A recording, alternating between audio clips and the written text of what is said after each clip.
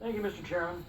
You know, in every election, one side wins and the other loses. Democracy only works because the losing side always respects the will of the voters. The moment that social compact breaks down, democracy collapses into chaos. Now, that's only happened twice in our nation's history. It happened in 1860 when the Democrats refused to accept the legitimate election of Abraham Lincoln. And it happened again in 2016 when the Democrats refused to accept the legitimate election of Donald Trump. The issues before us today do indeed strike at the heart of our democracy.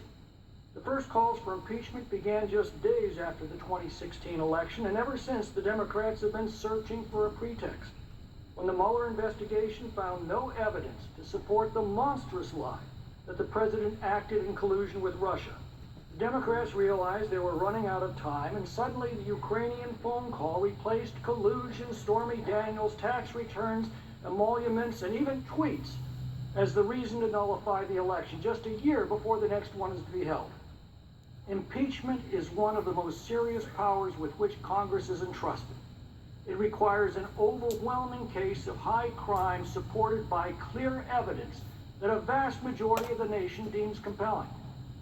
Our Constitution vests the executive authority, including the enforcement of our laws, with the President, and it gives him sole authority to conduct our foreign affairs. Clearly, this includes requesting a foreign government to cooperate in resolving potentially corrupt and illegal interactions between that government's officials and ours. Now, the sum total of the Democrats' case comes down to this. Not one of their hand-picked witnesses provided any first-hand knowledge of the president ordering a quid pro quo, and two witnesses, Sonderland by testimony and Senator Johnson by letter, provided first-hand testimony that the president specifically ordered no quid pro quo.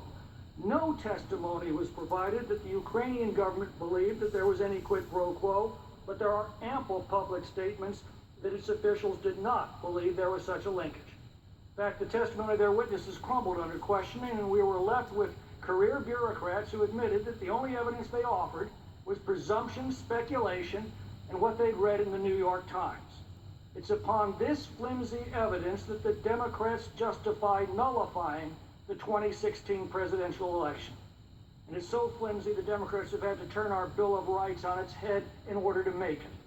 They've argued that hearsay evidence, better known as gossip, is better than direct testimony.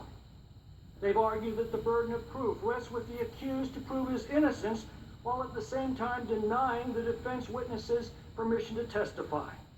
They've argued that the right to confront your accuser is an invasion of the accuser's privacy. They've argued that appealing to the courts to defend your constitutional rights, as the president has done, is ipso facto obstruction of justice and evidence of guilt.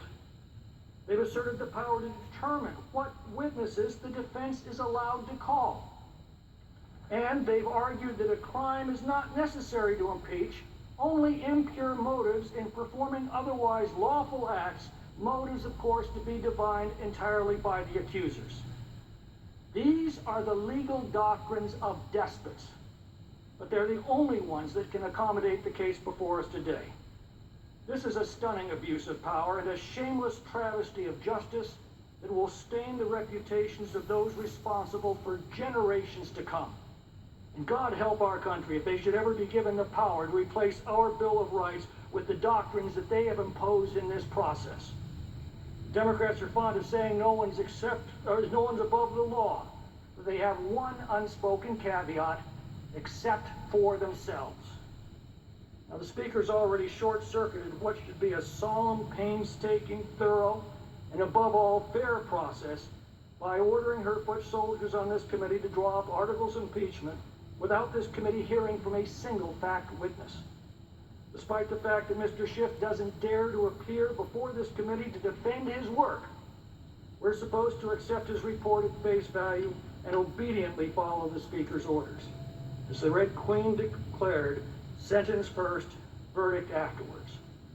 We can only pray the Senate still adheres to the judicial principles of our founders.